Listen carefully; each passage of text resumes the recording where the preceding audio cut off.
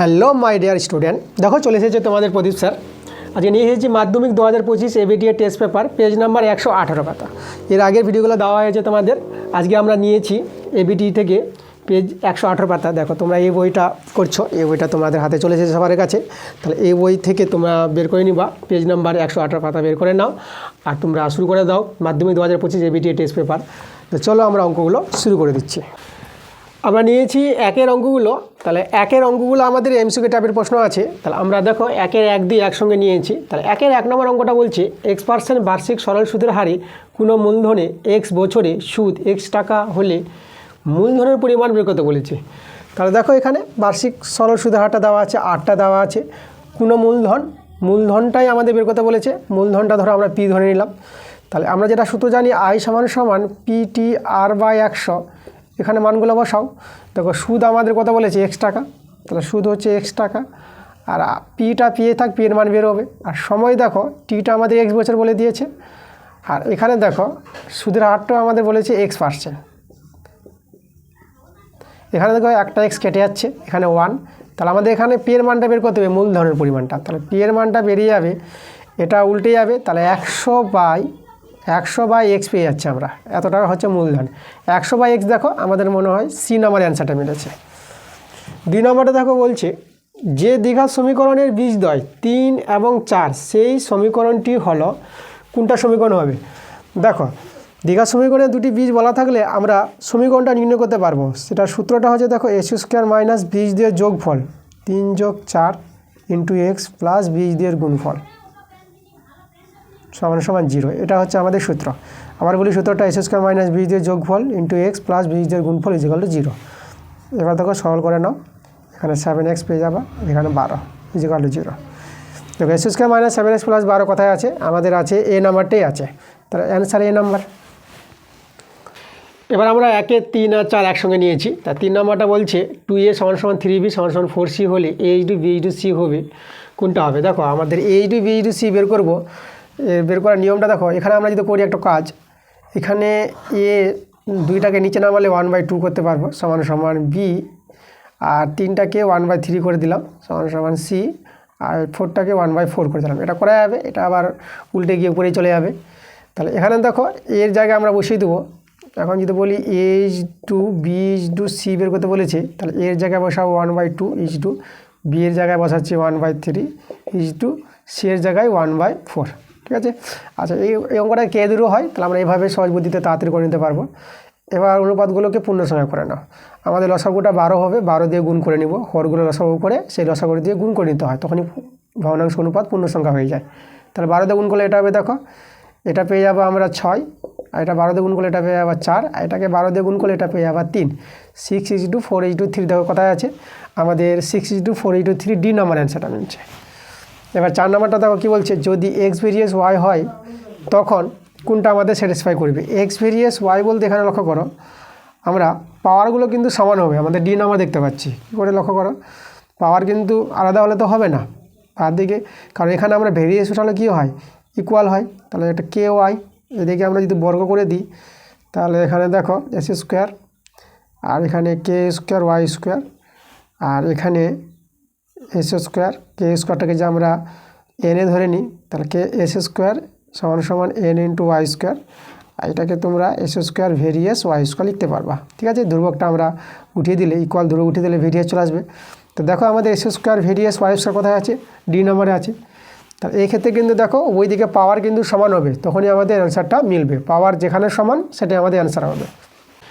এবার দেখো আমরা 5, 6 নিয়েছি একসঙ্গে। 5এরটা বলছে 1 রেডিয়ান পরিমিত কোণটি হবে। আচ্ছা, 1 রেডিয়ান কোণটি আমরা জানি সূক্ষ্মকোণ জানি, তাই না? সূক্ষ্মকোণ হবে কেন? কারণ 1 রেডিয়ান কোণটা আমরা কত জানি? 57 ডিগ্রি 16 মিনিট আর 22 সেকেন্ড। ঠিক আছে? এটা হচ্ছে আমাদের 1 রেডিয়ান কোণটা, 57 ডিগ্রি 16 মিনিট 22 সেকেন্ড। দেখো তোমরা বইতে চলে যাবা, p-272 পাতায় চলে যাবে, বইতে দেখিয়ে দিচ্ছি। এই যে কোণটা আছে দেখো এখানে দেওয়া আছে আমাদের 272 পাতায়, তোমরা দেখবা যে 1 রেডিয়ান = 57 ডিগ্রি 16 মিনিট 22 সেকেন্ড প্রায়। এখানে আমরা প্রায় মানটা আছে, প্রায়। ওকে, আচ্ছা, তাহলে আমাদের দেখো তো এই যে 57 ডিগ্রি যে কোণটা আছে আমাদের, এটা কোন কোণ? এটা তো আমাদের হচ্ছে 90 ডিগ্রি চেয়ে ছোটো। তো 90 ডিগ্রি চেয়ে ছোটো কোণকে আমরা কী কোণ বলবো? সূক্ষ্মকোণ বলবো। তাহলে আমাদের এই নাম্বার অ্যান্সারটা।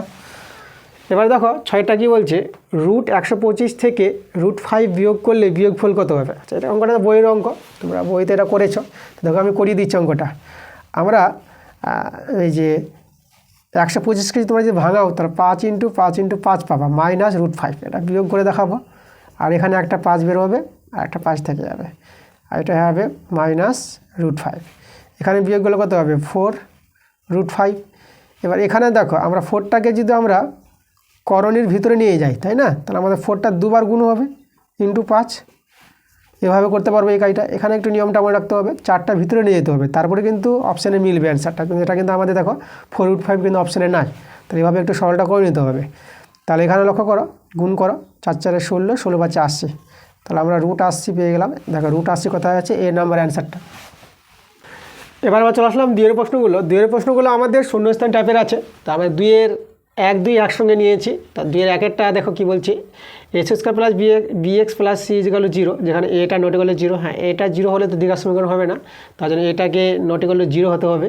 সমীকরণের বীজদ্বয় পরস্পর অন্যান্যক এবং বিপরীত চিহ্নযুক্ত। আচ্ছা, এখানে বিপরীত হবে কথাটা, আর বিপরীতটা ছুটে গেছে। বিপরীত চিহ্নযুক্ত বলে এখানে একটু প্রশ্নে কিন্তু একটু ঠিকঠাক লিখে নিই, বিপরীত লিখে ছেড়ে দিয়েছিল, তা আমরা চিহ্নযুক্ত দিয়ে দিয়েছি, তাই না? ওখানে ঋণাত্মক লিখেছে, তাহলে আমরা লিখলাম কি, যে পরস্পর অন্যান্যক এবং বিপরীত চিহ্নযুক্ত হলে a + c কত হবে? দেখো এভাবে দেখো, একটা দ্বিঘাত সমীকরণের বীজগুলি পরস্পর অন্যান্যক এবং বিপরীত চিহ্নযুক্ত হলে আমরা a = -c এভাবে আমরা লিখতে পারবো। এটা আমাদের সূত্র আছে। তাহলে এটা সিটাকে এদিকে টানো, a + c = 0। তাহলে a + c এর মানটা কত পেলাম? 0 পেয়ে গেলাম, ঠিক আছে? আচ্ছা দেখো, অন্যান্য যদি হতো, অন্যান্য হলে পরে a = c হয়। এবার অন্যান্য হবে এবং বিপরীত চিহ্নযুক্ত, দুজনে বিপরীত চিহ্নযুক্ত হলে কী হবে? একজন প্লাস হলে একজন মাইনাস হবে, তার জন্য আমাদের a = -c হয়েছে। আর এটাকে সরল করে আমরা a + c টা 0 পেয়ে গেলাম। 2 এরটা কী বলছে দেখো, অর্ধবৃত্তস্থ কোণ, আমরা জানি অর্ধবৃত্তস্থ কোণ সমকোণ, এটা তোমরা জানো। অর্ধবৃত্তস্থ কোণ সমকোণ 90 ডিগ্রি হয়। কারণ দেখো আমি একটু দেখাই তোমাদের, অর্ধবৃত্তস্থ বলতে দেখো একটা ব্যাস হবে, ঠিক আছে? এই যে ও হচ্ছে কেন্দ্রবিন্দু, এ বিটা হচ্ছে ব্যাস, আর ব্যাস নিয়ে যে আমাদের বৃত্তস্থ কোণটা তৈরি হয়, এই বৃত্তস্থ কোণটাকে বলা হয় অর্ধবৃত্তস্থ কোণ। তাহলে এর মান সবসময় 90 ডিগ্রি হয়, তার জন্য আমরা 90 ডিগ্রির সমকোণ বলি। তাহলে আমরা অর্ধবৃত্তস্থ কোণ সমকোণ। দেখো আমরা 2 এর 3 আর 4 একসঙ্গে নিয়েছি। 3-এরটা বলছে √3 - 5 এর অনুবন্ধী করণী কত হবে? দেখো এর অনুবন্ধী করণী বের করতে গেলে তোমরা করবে কি, যেটা করণী আছে তার সাইনটাকে চেঞ্জ করে নাও, মানে চিহ্নটাকে পাল্টে নিবা। এখানে দেখো √3টা প্লাস দেওয়া আছে, তাহলে এখানে লিখবো -√3, তাহলে -√3, আর এটা -5 আছে, ওটা -5-এ রেখে দিবা, ঠিক আছে? তাহলে এর অনুবন্ধী করণী আমরা বলতে পারবো এটা, কারণ দেখো এদের যোগফলটাও মূলের সঙ্গে পাবো, আর এদের যদি গুণ করা যায় এদের গুণফলটাও মূলের সঙ্গে পাবো। দেখো অ্যান্সারে ওরা কিন্তু এভাবে দিয়েছে, মাইনাস কমন নিয়ে √3 আর -5, ঠিক আছে? এভাবে ওরা অ্যান্সারে রেখেছে। তাহলে এদের গুণফলটা দেখো, গুণফলটা কিন্তু মূলের সংখ্যা পাওয়া না। এবার চলে এসো 4-এরটা বলছে যৌগিক গড় মধ্যমা সংখ্যাগুরু মান হলো ড্যাশ প্রবণতার মাপক। এখানে আমাদের অ্যান্সারটা হবে কেন্দ্রীয় প্রবণতার মাপক। কেন্দ্রীয় দেখো, কেন্দ্রীয় কথা অর্থ কি? কেন্দ্রীয় হচ্ছে মধ্যবর্তী, যখন বৃত্তের কেন্দ্রের মধ্যে থাকে, তাহলে কেন্দ্রীয় কথা হচ্ছে মধ্যবর্তী। দেখো যৌগিক গড় মধ্যমা এদের তো মধ্যবর্তী মানগুলি পাওয়া যায়, মধ্যের মানগুলো, তার জন্য আমাদের এই যে যৌগিক গড় মধ্যমা সংখ্যাগুলোর মান, এরা হলো কি কেন্দ্রীয় প্রবণতার মাপক। অ্যান্সারটা হবে আমাদের কেন্দ্রীয়। দেখো কি বলছে, 5 আর 6 আমরা একসঙ্গে নিয়েছি। 5-এরটা বলছে সূর্যের উন্নতি কোণ 30 ডিগ্রি থেকে বৃদ্ধি পেয়ে 60 ডিগ্রি হলে একটি পোস্টের ছায়ার দৈর্ঘ্য ড্যাশ পায়। এখানে দেখো আমরা যদি একটা ছবি আঁকি, তাহলে এই যে আমাদের দেখো এটা হচ্ছে আমাদের পোস্ট, আর এখানে আছে মাটি। প্রথমে যখন সূর্যের উন্নতি কোণ 30 ডিগ্রি ছিল, এই যে 30 ডিগ্রি কোণটা, ঠিক আছে? এখানে আমাদের 30 ডিগ্রি থেকে কোণটা কী হয়েছে? বৃদ্ধি পেয়ে তাহলে কোণটা দেখো বড় হয়ে গেছে, মানে এখানে হয়ে গেছে 60 ডিগ্রি। 30 ডিগ্রি থেকে যদি কোণটা 60 ডিগ্রি হয়ে যায়, তো দেখো ছায়ার প্রথমে দেখো এই যে পোস্টটা আছে AB, ঠিক আছে? AB, এটা হচ্ছে C, এটা হচ্ছে D। যখন আমাদের 30 ডিগ্রি কোণটা ছিল তখন AB পোস্টের ছায়ার দৈর্ঘ্য ছিল BC। যখন কোণটা হয়ে গেল 60 ডিগ্রি তখন কিন্তু AB পোস্টের ছায়ার দৈর্ঘ্য BD হয়ে গেল। তা দেখো আগের ছায়ার দৈর্ঘ্যের চেয়ে এখন ছায়ার দৈর্ঘ্যটা কমে গেছে, হ্রাস পেয়েছে। তাহলে আমাদের যে প্রশ্ন বলেছে সূর্যের উন্নতি কোণ 30 ডিগ্রি থেকে বৃদ্ধি পেয়ে যদি 60 ডিগ্রি হলে একটি পোস্টের ছায়ার দৈর্ঘ্য, তাই না, এখানে আমাদের ছায়ার আছে, ছায়ার দৈর্ঘ্যটা হ্রাস পায়, তাহলে এখানে কী হবে, অ্যান্সারটা হ্রাস হবে, তাই না, কমে যাবে। 6 নম্বরে দেখো কী বলছে, একটি নিরেট গোলককে গলিয়ে একটি নিরেট লম্ববৃত্তাকার চোঙ তৈরি করা হলো। তাহলে গোলক ও চোঙের আয়তন কী হবে, দেখো একটা গোলককে গলিয়ে কী তৈরি করবে, চোঙ তৈরি করবে, তাহলে গোলকের আয়তনটা চোঙের আয়তনটা কী হবে, সমান হবে, তাহলে অ্যান্সারটা এখানে সমান, কারণ একই জিনিসকে গলিয়ে একটা জিনিস তৈরি করছে, তাহলে ওর আয়তনটা কী হবে, সমান হবে দুজনের আয়তনটা। এবার আমরা 3-এর প্রশ্নগুলোতে চলে এসেছি। 3-এর প্রশ্নগুলো কিন্তু সত্য মিথ্যা টাইপের প্রশ্ন আছে, তাহলে আমরা 3-এর 1, 2 একসঙ্গে নিয়েছি। তো 3-এর আগেরটা কী বলছে দেখো, যদি দুটি সংখ্যার অনুপাত 2:3 এবং তাদের গসাগু 7 হয় তবে সংখ্যা দুটি হলো 14 এবং 21। আচ্ছা, তাহলে এখানে দেখো সংখ্যা দুটি বলে দিয়েছে 14, 21, তো 14, 21-এর গসাগু যদি 7 হয় তাহলে সত্য হবে। তাহলে আমরা যদি 14, 21-এর গসাগু করি, দেখো গসাগু করব মানে যে সংখ্যাটা দিয়ে করবো সেই সংখ্যাটাতে দুজনকে যাই, তাহলে 7 দিয়ে দুজনকে যাচ্ছে, 7 দিয়ে 14 আর 7 3 21 আর যাচ্ছে না, তা 7 দিয়ে গেছে বলে আমরা গসাগু বলবো 7। তাহলে দেখো এই কথাটা কিন্তু আমাদের সত্য বলেছে, তাহলে অ্যান্সারটা কী হবে, সত্য। তারপরে 2-এটা বলেছে x² + x + 1 = 0 সমীকরণের বীজদ্বয় বাস্তব। আচ্ছা, সমীকরণের বীজদ্বয় বাস্তব কখন বলতে পারবো, যখন নিরূপকটা কী হবে, 0 কিংবা 0-এর চেয়ে বড় হবে। তো নিরূপকটাকে আমাদের দেখতে হবে কত আছে নিরূপকটা, আর 0-এর চেয়ে যদি ছোটো হয়ে যায় নিরূপকটা তাহলে বীজদ্বয় কিন্তু অবাস্তব হয়ে যাবে। তাহলে এখানে নিরূপক বলতে b² - 4ac এটাকে নিরূপক বলা হয়। তো মান বসাও, b বলতে x এর সহগ, a বলতে s² সহগ, আর c হচ্ছে ধ্রুবক সংখ্যা। তাহলে এখানে b হচ্ছে 1, 1² - 4 × a-ও 1 আর c-টাও 1 আছে, তাহলে সরল করো 1 - 4, তাহলে এখানে -3 দেখো <0। তাহলে এখানে বীজদ্বয় সমীকরণের বীজগুলি যে আছে বাস্তব হবে না অবাস্তব হবে, এখানে বাস্তব বলেছে, তাহলে এটা অ্যান্সারটা আমাদের মিথ্যা হবে, অ্যান্সারটা এটা মিথ্যা।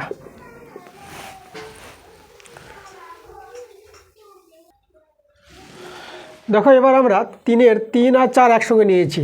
তো 3-এর প্রশ্নটা বলছে একটি ঘনকের প্রতিটি ধারের দৈর্ঘ্য দ্বিগুণ হলে ঘনকটির আয়তন 4 গুণ হবে। তো আমরা করে দেখব ঘনকের আয়তন বলেছে, দেখো ঘনকের যদি ধারের দৈর্ঘ্য যদি a হয়ে যায় তাহলে আয়তন কত হবে, আয়তন হবে আমাদের a3। এবার ধারের দৈর্ঘ্যকে দ্বিগুণ করবে, তাই না, তো দ্বিগুণ বলতে হয়ে যাবে ধারটা হয়ে যাবে আমাদের 2a, তাহলে 2a হলে পরে আয়তন কত হয়, 2a তার কিউব, ঠিক আছে, বাহু যেটা হবে ধারটা তাকে যদি আমরা ঘন করে দিই তাহলে আমরা ঘনকের আয়তন পেয়ে যাবো আমরা। তো এটা ভাঙাও, এটা হয়ে যাবে 8, এটা a3। দেখো আগের চেয়ে আয়তনের চেয়ে কত হয়েছে, 8 গুণ হয়ে গেছে, এখানে কিন্তু 4 গুণ বলেছে, তাহলে এটা আমাদের অ্যান্সারটা কী হবে, এটা মিথ্যা হয়ে যাবে, তাহলে এখানে আমরা লিখে দেবো মিথ্যা। এবার 4-এরটা দেখো কী বলছে, ab = c², bc = a² এবং ca = b², 3টা অনুপাত আছে, এদের যৌগিক অনুপাত বলেছে 1:1, যৌগিক অনুপাত বা মিশ্র অনুপাত। তো এখানে আমরা বের করে দেখব যৌগিক অনুপাত বা মিশ্র অনুপাত কত বের হয়, 1:1 হলে সত্য আর না হলে মিথ্যা। তাহলে এভাবে দেখো যৌগিক অনুপাত কীভাবে বের করতে হয়, আমরা অনুপাতগুলির প্রথমগুলো গুণ করে নেব, মানে পূর্বপদ আর উত্তরপদ, পূর্বপদগুলির গুণফল = উত্তরপদগুলির গুণফল, এভাবে আমাদের মিশ্র অনুপাত বা যৌগিক অনুপাত বের করা হয়। তাহলে দেখো প্রথম অনুপাতের প্রথমটা ab ইন্টু দ্বিতীয় অনুপাতের প্রথমটা হচ্ছে bc ইন্টু আর তৃতীয় অনুপাতের প্রথমটা হচ্ছে ca, এদের গুণ করব = তারপরে আমরা এবার অনুপাতগুলির দ্বিতীয় পার্টটা গুণ করব, তাহলে এটার দ্বিতীয়টা হচ্ছে আমাদের c² ইন্টু আর দ্বিতীয়টা হচ্ছে a² ইন্টু দ্বিতীয়টা হচ্ছে আমাদের b², মানে উত্তরপদগুলোর গুণফল। তাহলে এখানে দেখো এখানে যদি আমরা এদের গুণ করি তাহলে এখানে আমরা পাবো a² b² c² পাচ্ছি, আর এদিকেও আছে a² b² c², তো উভয় দিকে সমান, তাহলে 1:1। তাহলে আমাদের যেটা বলেছিল যৌগিক অনুপাত 1:1, তাহলে এটা সত্য বলেছে, তাহলে অ্যান্সারটা আমাদের হয়ে যাবে সত্য। দেখো এবার 5 আর 6 আমরা একসঙ্গে নিয়েছি। 5-এরটা বলছে একটি লম্ববৃত্তাকার চোঙের ব্যাসার্ধের দৈর্ঘ্য 2 একক হলে চোঙটির যে কোনো উচ্চতার জন্য চোঙটির আয়তন এবং বক্রতলের ক্ষেত্রফলের সংখ্যমান সমান হবে। আচ্ছা, এখানে দেখো আমাদের চোঙটির আয়তন আর বক্রতলের যে ক্ষেত্রফলের সংখ্যমানটা, তাহলে আমরা দেখব চোঙের আয়তন, ব্যাসার্ধ বলে দিই 2, চোঙের আয়তনের সূত্র কী জানি আমরা, চোঙের আয়তনের সূত্র হচ্ছে পাই ইন্টু r², আর বলতে কিন্তু এখানে দেখো 2 বলে দিয়েছে, তাহলে পাই r² ইন্টু h, যে কোনো উচ্চতা বলেছে h দিলাম উচ্চতা, এটা হচ্ছে আমাদের চঙের আয়তন। আর চঙের বক্রতলের ক্ষেত্রফল, চঙের বক্রতলের ক্ষেত্রফল সূত্র হচ্ছে টু পাই আর স্কোয়ার এইচ, 2 পাই আর এইচ, সরি 2 পাই আর এইচ। আর বলতে এখানে 2 আর এইচ বলতে তো আমরা এইচ ধরে নিলাম, ঠিক আছে। তাহলে এবার দেখো তো উভয় দিকে কি সমান আসছে, তাহলে এখানে আমরা কত পাবো, এটা 4, তাহলে এটা 4 পাই আর এইচ, আর এইদিকেও দেখো 4 পাই আর এইচ পেয়ে যাচ্ছে। তাহলে দেখো উভয় দিকে সমান চলে আসছে সংখ্যমানটা, তাহলে আমরা যেটা কথা বলেছি এটা সত্য কথা বলেছি, তাহলে এর অ্যান্সারটা আমাদের পেয়ে গেলাম সত্য। এবার 6টা দেখো বলছে 3, 14, 18, 20, 5 তথ্যের মধ্যমা 18। আচ্ছা, আমরা তথ্যের মধ্যমা বের করে দেখব কত বের হচ্ছে। আর তথ্যগুলিকে আগে সাজাতে হবে মানে ঊর্ধ্বক্রম অনুসারে। তো ছোট থেকে বড় আকারে সাজাবো। প্রথমে ছোট 3 আছে, তারপরে আছে 5, তারপরে আছে 14, তারপরে আছে 18, তারপরে 20 দিব আমরা। এবার দেখো এবার সাজিয়ে আমরা দেখতে পাচ্ছি এই যে এদিকে 2টো এদিকে 2টো, তো মধ্যে কে আছে 14। তো এই তথ্যগুলির মধ্যমানে কিন্তু আমরা 14 পেলাম, 18 পেলাম না, এটা হবে অ্যান্সারটা মিথ্যা হবে।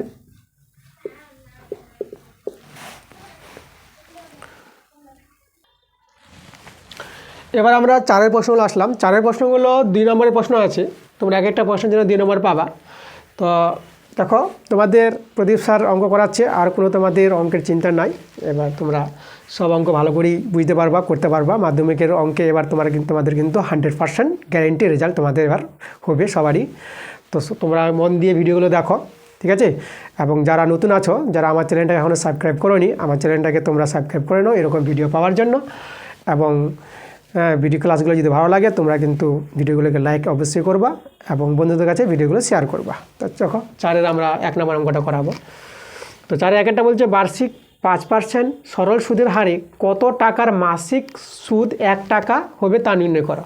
আচ্ছা, এখানে কত টাকা, আসলটা দেওয়া নাই, আমরা ধরে নেব আসলটা হচ্ছে x টাকা। তাহলে অ্যান্সার ধরি আসল x টাকা, ঠিক আছে। আচ্ছা, এবার দেখো এখানে 1 মাসের সুদ বলেছে, মাসিক সুদ বলতে 1 মাসের সুদ, 1 মাসের সুদ বলেছে 1 টাকা। তাহলে আমাদের 12 মাসের সুদ বের করতে হবে, যেহেতু আমাদের বার্ষিকের কথা বলেছে। তাহলে 12 মাসের সুদ সমান কত হবে, 12 টাকা হবে, ঠিক আছে। এবার আমরা সূত্রে চলে যাব, I সমান PTR/100। বসাও, সুদ পেয়ে গেছি 12, পি হচ্ছে আসল যেটা x, আর সময় দেখো সময় এখানে দেওয়া নাই, সময় যদি দেওয়া না থাকে তোমরা 1 বছর ধরে নিবা, বার্ষিক বলতে 1 বছর। আর সুদের হারটা এখানে 5%, আর নিচে আছে আমাদের 100। এখানে আমাদের x এর মানটা বের হবে, আমরা এখানে কাটাকাটি করব, এটা হয়ে যাবে দেখো 20 হয়ে যাবে। তাহলে তোমরা বর্গগুণ করলে পরে এদিকে 20 আর 12 গুণ করে তোমরা পেয়ে যাবা 240 টাকা। তাহলে আমাদের কত টাকার অ্যান্সারটা হয়ে গেল আমাদের 240 টাকার মাসিক সুদ 1 টাকা। এভাবে আমরা লিখে দেবো অ্যান্সারটা। এবার 4-এর 2 নম্বর প্রশ্নটা বলছে দুজনের একটি অংশীদারি ব্যবসায় মোট লাভ হয় 1500 টাকা। এবার বলছে রাজীবের মূলধন 6000 টাকা এবং লাভ 900 টাকা হলে আফতারের মূলধন কত। আচ্ছা, আফতারের মূলধনটা আমরা এখানে ধরে নিব। অ্যান্সার ধরি আফতারের মূলধন x টাকা, ঠিক আছে। এবার দেখো মূলধনের অনুপাত আমরা বের করব, তাদের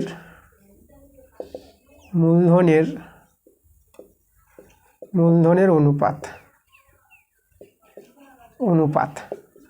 দেখো প্রথমে আমরা নিব কার মূলধন দেওয়া আছে, রাজীবের দেওয়া আছে, রাজীবের আছে কত 6000 ইজডু, আর আফতারের আমরা x ধরে নিলাম। এবার আমাদের দেখো এখানে রাজীবের লাভটা আমরা বের করব, রাজীবের এখানে হবে রাজীবের লাভ। দেখো রাজীবের লাভ কী করবো, রাজীবের মূলধনটা হচ্ছে 6000 আর নিচে হবে আনুপাতিক যোগ 6000 প্লাস x, আর মোট লাভ বলেছে 1500 টাকা। আর রাজীবের আবার দেখো রাজীবের লাভটা দেওয়া আছে কত 900 টাকা, এটা আমরা সমান করে নিতে পারলাম। তাহলে এখান থেকে আমরা এক্সের মানটা বের করতে পারবো। তাহলে এখানে 2 শূন্য কেটে দিলাম, আমরা যদি 3 দিয়ে কাটাকাটি করি 3 3 9, 3 5 15, 3 দিয়ে একে করলাম কাটাকাটি, 3 দিয়ে 6, 3টে শূন্য বসে যাবে। আচ্ছা, এবার আমরা একটু বর্গগুণ করে নেব।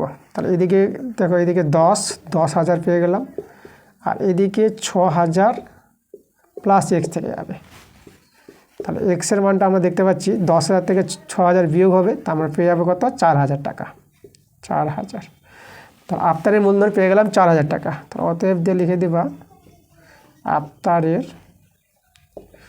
মূলধন সমান সমান 4,000 টাকা।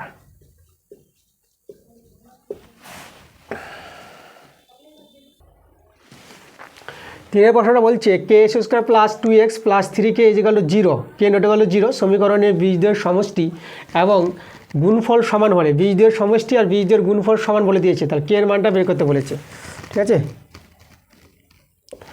তাহলে এখানে দেখো আমরা বীজদ্বয়ের সমষ্টি বের করি। বীজদ্বয়ের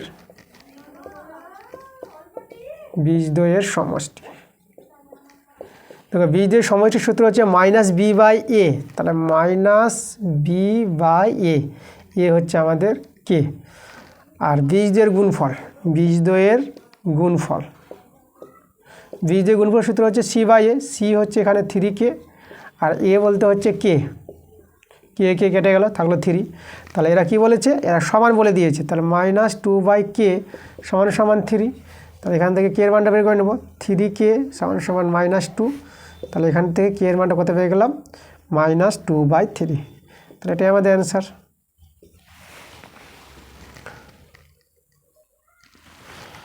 চারের প্রশ্ন দেখো বলছে a/b সমান 3:2 এবং b/c সমান 3:2।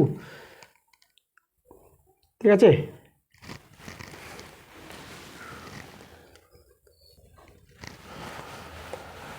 যদি হয় তাহলে a plus B is to B plus C এর মান বের করতে বলেছে। তাহলে দেখো আমরা প্রথমে করব কি, a ইজডু বি সমান দেওয়া আছে 3:2 আর b ইজডু সি দেওয়া আছে 3:2। তাহলে এখানে দেখো বি সমান, তাহলে বি এর মানটা আমরা সমান করে দেখাবো। তাহলে আমরা দেখো, আমরা থেকে 3 দিয়ে গুণ করি। তাহলে 3 × 3 ইজডু 2 × 3, আর এখানে গুণ করবে 2 দিয়ে, এখানে 6 হবে, এখানে 6 হবে। তাহলে 3 × 2 ইজডু 2 × 2, এখানে গুণ করলে হবে 9 ইজডু 6, আর এখানে পাবো 6 ইজডু 4। তাহলে এবার দেখো এখানে a ইজডু বি ইজডু সি আমরা কত পেলাম? 9 ইজডু 6 ইজডু 4। ঠিক আছে, এটা আগে বের করে নাও, 6 ইজডু 4। তাহলে এখান থেকে অতএব দিয়ে আমরা a বলতে পারবো, a হচ্ছে 9x, b হচ্ছে 6x, আর c হচ্ছে আমরা 4x। অনুপাতকে এভাবে x দিয়ে ধরে নিতে পারবো। তাহলে এবার যার মান বের করতে বলেছে সেটা আমরা লিখব। আমাদের মান বের করতে বলেছে a plus B by B plus C, ইজডুকে আমরা বাই করে নিলাম। তাহলে মানগুলো বসিয়ে দাও। মান যদি বসিয়ে দিই আমরা, তা আমরা পেয়ে যাব এর মানটা হচ্ছে 9x প্লাস বি এর মানটা 6x, আবার বি এর মানটা 6x আর সি এর মানটা 4x। এখানে সরল করো, এখানে পেয়ে যাবো আমরা 15x আর নিচে পাবো 10x, x কেটে যাবে। তাহলে এখানে 5 দিয়ে কাটাকাটি করলে 5 × 3 = 15, 5 দিয়ে 10। তাহলে আমরা কত পেয়ে গেলাম? আমরা অ্যান্সারটা পেয়ে গেলাম 3/2। ঠিক আছে, তাহলে এটা যদি অনুপাতটা আমরা লিখি, যেটা আমাদের বলেছিল a plus B is to B plus C, আমরা 3:2 পেয়ে গেলাম। তাহলে এটা আমাদের অ্যান্সার।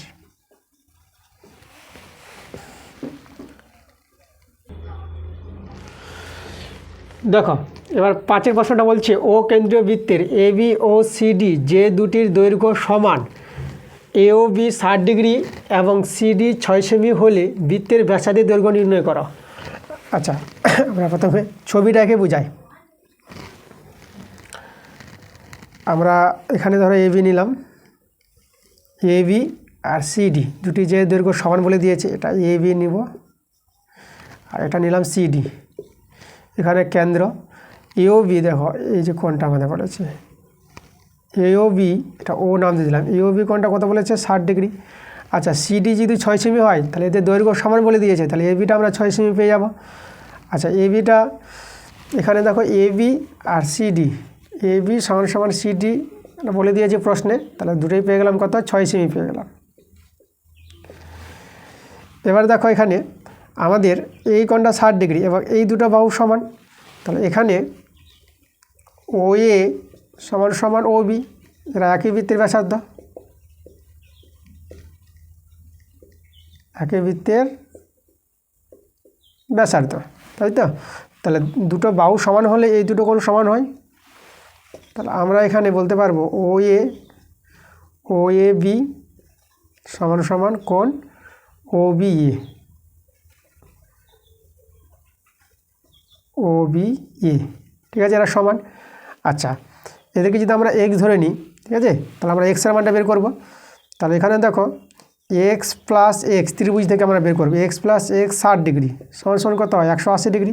ত্রিভুজে 3টি কোণের যোগফলে 180 ডিগ্রি, তাহলে এখানে আমরা 2x আর এটা বিয়োগ করে এটা পেয়ে যাবো আমরা 120 ডিগ্রি, 2 দিয়ে কাটাকাটি করলাম 60 ডিগ্রি। তাহলে এক্সের মান কত পেয়ে গেলাম, 60 ডিগ্রি। তো দেখো এই দুটো কোণের মান কত পেয়ে গেলাম, 60 ডিগ্রি 60 ডিগ্রি, তাই না? তাহলে দেখো এবার ত্রিভুজটা এ ও বি ত্রিভুজটা কি, সমবাহু ত্রিভুজ।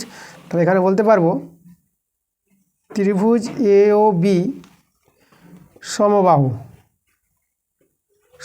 ত্রিভুজ। তাহলে সমবাহু ত্রিভুজ হলে কী হবে, এ বি 6 সেমি হলে পরে এও 6 সেমি, এটাও 6 সেমি। তাহলে এখানে আমরা ও এ সমান সমান 6 সেমি পেয়ে গেলাম। তাহলে বৃত্তের ব্যাসার্ধ আমরা পেয়ে গেলাম, তো বৃত্তের ব্যাসার্ধ সমান সমান 6 সেমি।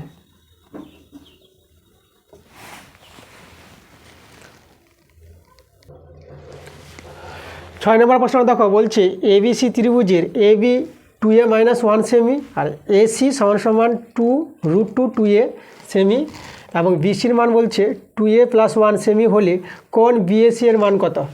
আচ্ছা, এখানে দেখো আমরা 3টা বাহু দেওয়া আছে, আমরা যদি এটাকে বড় বাহু বলি, তো বড় বাহুটাকে অতিভুজ ধরে নিলাম আমরা, কারণ এটা সমকোণ ত্রিভুজ হবে আর এই কোণটা 90 ডিগ্রি পাবো আমরা, কারণ একে অতিভুজ ধরে আমরা দেখাবো যে অতিভুজের ধর্মটা অতিভুজ স্কোয়ার সমান সমান ভূমি স্কোয়ার প্লাস লম্ব স্কোয়ার। এই সূত্রটা যদি আমাদের স্যাটিসফাই হয়ে যায় তাহলে আমরা সমকোণ ত্রিভুজ বলতে পারবো। তাহলে আমরা বিসিকে অতিভুজ ধরে আমরা বললাম, এখানে লিখবো অ্যান্সার, যেহেতু দিয়ে লিখছি, যেহেতু বিসি স্কোয়ার সমান সমান A B square plus AC square.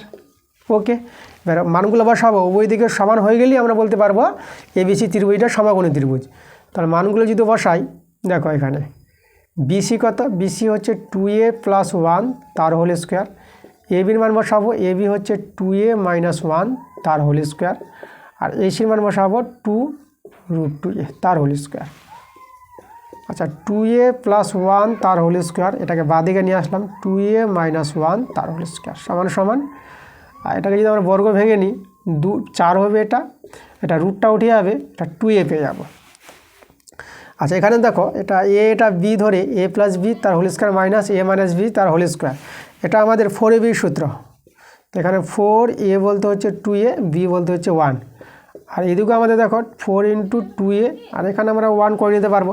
দেখো উভয় দিকে সমান পেয়ে গেলাম, তাহলে এই যে স্যাটিসফাই করলো অতিভুজ স্কোয়ার সমান সমান ভূমি স্কোয়ার লম্ব স্কোয়ার, তাহলে আমরা ত্রিভুজটা কী দেখতে পাচ্ছি, সমকোণী ত্রিভুজ। তা আমরা অতএব বলে দেব, অতএব এবিসি একটি সমকোণী ত্রিভুজ,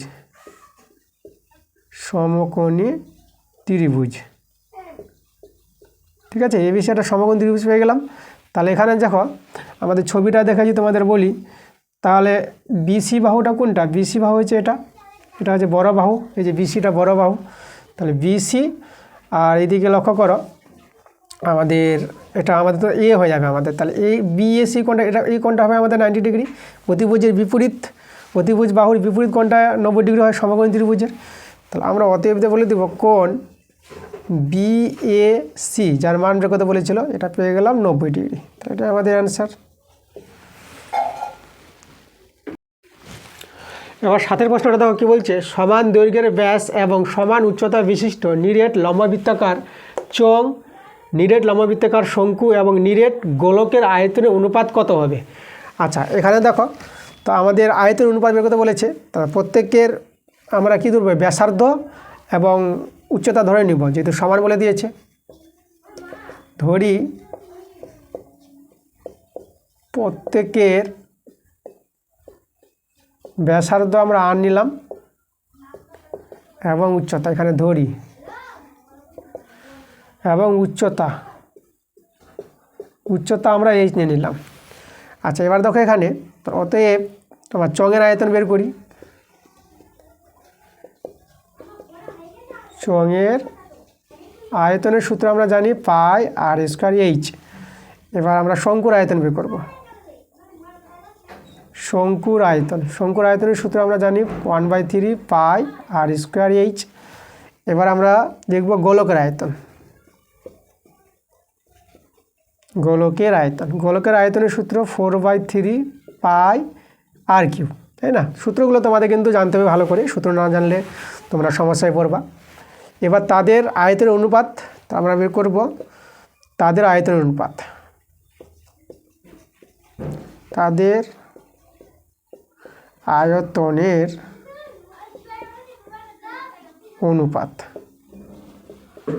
তাহলে প্রথমে আমি আগে নিব চংটা নিব, পাই আর স্কোয়ার এইচ ইজ টু, তারপর নিলাম শঙ্কু 1/3 পাই আর স্কোয়ার এইচ ইজ টু, তারপর নিব গোলকটা 4/3 পাই আর কিউব। এবার এখানে দেখো, এখানে পাই কাটবে আর এখানে আর স্কোয়ার কাটবে, এখানে একটা আর থেকে যাবে, ওকে। আর এখানে দেখো আমরা এই যে আটটা আছে, আটটাকে কিন্তু আমরা এই যে গোলকের উচ্চতা, ঠিক আছে, উচ্চতা এইচটা আর আটটা কিন্তু এখানে সমান। তাহলে এখানে আমরা বলতে পারবো যে এখানে যদি বলি এইচ 1/3, আচ্ছা এই পাইটা কেটে গেছে, এই পাইটা কেটে গেছে, আর এখানে আছে এইচ আর এখানে 4/3 আর আছে। তাহলে এখানে দেখো এইচ আর কেটে দিলাম, তাহলে এখানে পাশে বলে দেব, ঠিক আছে, যে এইচ সমান আর, মানে গোলকের ব্যাসার্ধ আর উচ্চতা কি হয়, সমান হয়, ঠিক আছে, এটা বলে দিলাম। এটা তার মানগুলো পেলাম 1:1/3 ইজ টু 4/3, সবাই কেটে গেছে। তাহলে এখানে দেখো 3 দিয়ে গুণ করে দাও, তাহলে 3:1:4, তাহলে এটাই কিন্তু আমাদের অ্যান্সার।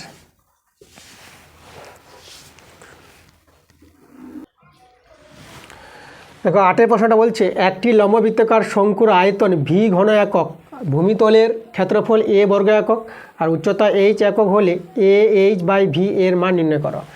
আচ্ছা, এখানে দেখো আমরা প্রথমে শঙ্কুর ব্যাসার্ধ এবং উচ্চতা ধরে নিব। তার অ্যান্সার, ধরি শঙ্কুর ব্যাসার্ধ বলতে এখানে ভূমির ব্যাসার্ধ আর এবং উচ্চতা আমরা এই ধরে নিলাম। তাহলে এখানে দেখো আমাদের যে আয়তনটা ভি বলেছে, তাহলে ভি এর মানটা কত পাবো? তাহলে শঙ্কুর আয়তনের সূত্র হচ্ছে 1/3 পাই আর স্কোয়ার এইচ। আর এখানে ভূমিতলের ক্ষেত্রফল, দেখো ভূমিতলের ক্ষেত্রফল এ দেওয়া আছে, তাহলে ভূমিতলের ক্ষেত্রফলের সূত্র হচ্ছে পাই আর স্কোয়ার, এটা হচ্ছে ভূমিতলের ক্ষেত্রফলের শঙ্কুর, ভূমিটা হচ্ছে বৃত্ত শঙ্কুর। আর এখানে আছে উচ্চতা এইচ, ঠিক আছে, উচ্চতা তো এইচ বলেই দিয়েছে। তাহলে এখানে আমাদের যেটা এইচ উচ্চতাটা, সেটা আমাদের কিন্তু এই ধরেছি ছোটো হাতের এইচ। তাহলে এবার আমরা দেখো মানটা যদি বসিয়ে দিই এ এইচ বাই ভি, তাহলে এর মান কত পেয়েছি? পাই আর স্কোয়ার, এইচের মান তো এইচ পেলাম, আর এখানে দেখো ভি আছে, ভি এর মান পেলাম 1/3 পাই আর স্কোয়ার এইচ, ঠিক আছে। আচ্ছা, এখানে দেখো পাই আর স্কোয়ার এইচ কেটে দাও, তাহলে আমাদের থাকছে 1/1/3, 3টা উপরে উল্টে যাবে, তাহলে 3 চলে আসবে আমাদের অ্যান্সারটা।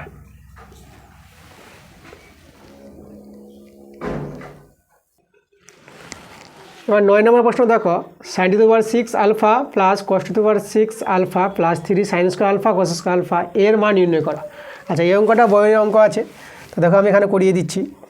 এটা আমরা করব কি, sin² আলফা বাইরে আমরা কিউব করলাম, আর এখানে cos² আলফা বাইরে আমরা কিউব করে দিলাম, আর এখানে 3 sin² আলফা cos² আলফা, আর এখানে আমরা লিখব sin² alpha plus cos² alpha. আমরা এটা লিখতে পারবো কারণ এর মান তো 1, তাহলে এখানে দেখো এই জায়গায় তো ইন্টু 1 আমরা দিতে পারবো, তার জায়গায় আমরা এটা লিখে দিয়েছি। তাহলে এটা আমরা শুধু জাস্ট ব্যালেন্স করে সূত্রটা তৈরি করেছি, দেখো a কিউব এটা সাইন স্কোয়ার আলফাটাকে এ ধরবো আর কোস স্কোয়ার আলফাটাকে বি ধরবো। তাহলে A cube plus B cube plus 3ab into A plus B, এটা আছে আমাদের ঘনফলের সূত্রটা। সেই সূত্রটা হচ্ছে এ প্লাস বি তার হোল কিউবের সূত্র, ঠিক আছে।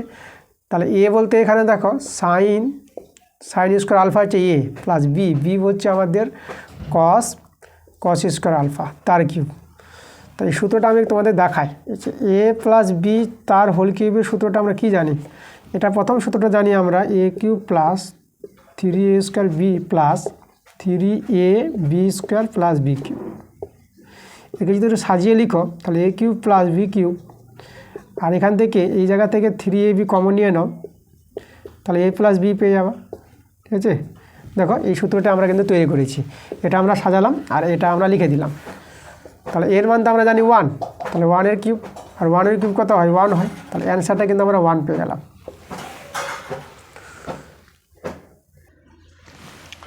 এবার 10 অঙ্কটা দেখো, tan 1 degree into tan 2 degree into tan 3 degree into dot dot করে আছে tan 89 ডিগ্রি অবধি আছে, এর মান নির্ণয় করতে বলেছে। তাহলে আমরা দেখো প্রথমে অঙ্কটা একটু সাজিয়ে নিই আমরা। tan 1 degree into tan 2 degree, আচ্ছা আমরা 3 ডিগ্রি লিখলাম না। তারপরে এখানে দেখো আমরা যেখানে লিখব tan 44 degree into tan 45 degree, আর এখানে লিখব ইন্টু tan 46 ডিগ্রি। এরকম চলতে চলতে তারপরে আসবে ইন্টু tan আমরা লিখলাম 88 ডিগ্রি ইন্টু tan 89 ডিগ্রি অবধি আছে আমাদের, ঠিক আছে। এখানে অনেকগুলো মান আছে, এখানেও মান আছে, সবগুলো মান তো লেখা সম্ভব নয়। এবার দেখো আমরা করছি কি tan 1 degree into tan 2 degree into, আর এখানে করলাম tan 44 ডিগ্রি রেখে দিলাম, আর tan 45 ডিগ্রির মানটা কিন্তু আমরা জানি 1, ঠিক আছে। আর tan 46 ডিগ্রি আছে, এখানে আমরা লিখব 90 ডিগ্রি মাইনাস 44 ডিগ্রি। 90 থেকে 44 বিয়োগ করো, তোমরা 46 ডিগ্রি পেয়ে যাবা। ওকে, এভাবে চলবে। আর এখানে দেখো tan 88 ডিগ্রি জায়গায় লিখব 90 ডিগ্রি মাইনাস 2 ডিগ্রি, আর এখানে tan 89 ডিগ্রি জায়গায় লিখব 90 ডিগ্রি মাইনাস 1 ডিগ্রি, তাই না? এভাবে লিখতে পারবো আমরা। তাহলে এখানে থেকে গেল tan 1 ডিগ্রি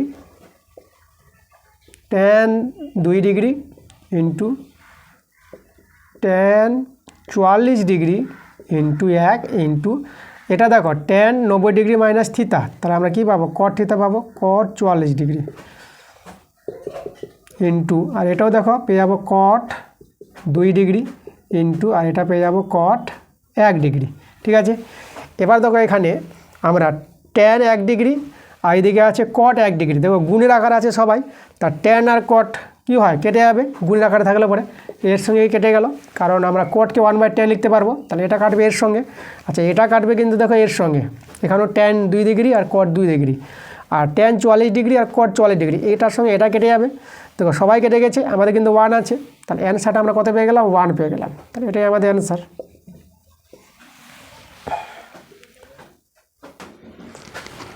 এবার আমরা চলে এসেছি 11 নম্বরটা। দেখো কি বলছে, একটি পরিসংখ্যা বিভাজনের গড় 8.1 সামেশন fi xi সমান 132 প্লাস 5k এবং সামেশন fi সমান 20 হলে কে এর মান নির্ণয় করো। আচ্ছা দেখো আমাদের পরিসংখ্যা বিভাজনের গড় বলে দিয়েছে, তাহলে আমরা জানি যে যৌগিক গড়ের সূত্র, যেটা যৌগিক গড় বলবো, যৌগিক গড়ের সূত্রটা কি জানি, summation fi xi by summation fi, এটা হচ্ছে যৌগিক গড়ের সূত্র। এর মানটা কত দেওয়া আছে 8.1 দেওয়া আছে, তাহলে সামেশন fi x এর মানটাও জানা আছে 132 প্লাস 5k, আর সামেশন f এর মানটাও দেওয়া আছে 20 সমান 8.1। তো এখান থেকে সরল করে আমরা k এর মানটা পেয়ে যাবো, তাহলে 132 প্লাস 5k, এটা যদি গুণ করা যায় তাহলে এখানে দেখো আমাদের হয়ে যাবে কত 2। দেখো এখানে যদি আমরা 10 বাদ দিই, তা 10 দিয়ে গুণ করলে দশমিক উঠে যাবে, তাহলে 2 দিয়ে গুণ করে নাও, তো 2 একে 2, 2 8 16। ওকে, 20কে আমরা লিখতে পারবো 2 × 10, 10 দিয়ে গুণ করলে দশমিক উঠে যাবে, আর 2 দিয়ে গুণ করে পেয়ে যাবো আমরা 162। তাহলে এখানে 5k সমান সমান 162 থেকে 132 বিয়োগ হবে, বিয়োগ হয়ে তোমরা পেয়ে যাবে দেখো 0, আর এদিকে পেয়ে গেলে তোমরা 30, 5 6 30। তাহলে কে এর মানটা আমরা পেয়ে গেলাম 6 পেয়ে গেলাম। তাহলে এটা আমাদের অ্যান্সার।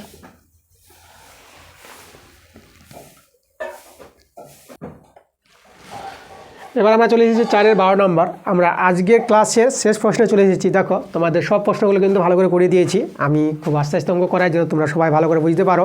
আমি তাড়াহুড়ো করে অঙ্ক করাই না, কারণ অনেক ছাত্রছাত্রীরা আছে যে তাড়াহুড়ো অঙ্ক করাতে গিয়ে অনেকে বুঝতে পারবে না। তা তোমরা ক্লাসগুলো মন দিয়ে দেখো। আর আমি বললাম যারা নতুন আছো, যারা চ্যানেলটাকে এখনও পর্যন্ত যারা সাবস্ক্রাইব করেনি, আমার চ্যানেলটাকে সাবস্ক্রাইব করে রাখো এরকম ভিডিও পাওয়ার জন্য। এবং ক্লাসগুলো যদি ভালো লাগে তোমাদের, তাহলে তোমরা ভিডিওগুলোকে লাইক করবা এবং বন্ধুদের কাছে ভিডিওগুলো শেয়ার করো। তো চলো আমরা দেখে নেব আজকে শেষ অঙ্কটা, 4-এর 12 নম্বরটা। তো এখানে সংখ্যাগুলো দেওয়া আছে 6, 7, x, 8, y, 14। সংখ্যাগুলির গড় 9 হলে x এবং y এর সম্পর্ক নির্ণয় করো। আচ্ছা, এখানে দেখো আমাদের সংখ্যাগুলির গড় দেওয়া আছে, তা আমরা এখান থেকে সংখ্যাগুলির গড় নির্ণয় করব আমরা। তো লিখব অ্যান্সার প্রদত্ত সংখ্যাগুলির গড়। ঠিক আছে, প্রদত্ত সংখ্যাগুলির গড় আমরা কীভাবে বের করব? আমাদের সংখ্যাগুলিকে যোগ করব। তো এখানে এক্স আর ওয়াই আছে, তাহলে এক্স প্লাস ওয়াই যোগ, এবার সবাইকে যোগ করব। দেখো 6, 7, 8, 14 যোগ করো, তোমরা পেয়ে যাবে যোগ করে 35। আর নিচে কটা সংখ্যা আছে? 1 2 3 4 5 6, তার নিচে 6 দিয়ে দেবো। ঠিক আছে, এবার দেখো এর মানটা কিন্তু আমাদের যৌগিক গড়টা আবার বলে দিয়েছে, গড়টা কত 9 বলে দিয়েছে। তাহলে 9-এর সঙ্গে সমান করব। তাহলে এখান থেকে এক্স প্লাস ওয়াইয়ের একটা সম্পর্ক পেয়ে যাব। তাহলে এক্স প্লাস ওয়াই প্লাস 35 আর 9 6 54। X plus 35, X plus Y, দেখো 35টা ওইদিকে বিয়োগ হয়ে যাবে, তো 54 থেকে 35 বিয়োগ করো, তা আমরা পেয়ে যাবো কত? 19 পেয়ে যাব। তাহলে এক্স ও ওয়াইয়ের মধ্যে যে সম্পর্ক এটাই, তাহলে লিখবো এটাই নির্ণয় সম্পর্ক। তাহলে এই ছিল আমাদের আজকের ক্লাস। ঠিক আছে, তোমাদের অঙ্কগুলো সব পড়িয়ে দিয়েছি। তো আবার তোমাদের পরের ক্লাস নিয়ে আসবো। আজকে তো আমরা পেজ নাম্বার 118 দেখালাম, এরপরে পেজ নাম্বার 140 সম্ভবত আছে। তাহলে সেই ভিডিওটা আমি তাড়াতাড়ি দেওয়ার চেষ্টা করবো তোমাদের। তো ঠিক আছে, তোমরা ভালো থেকো, দেখা হবে তোমাদের নেক্সট ভিডিওতে।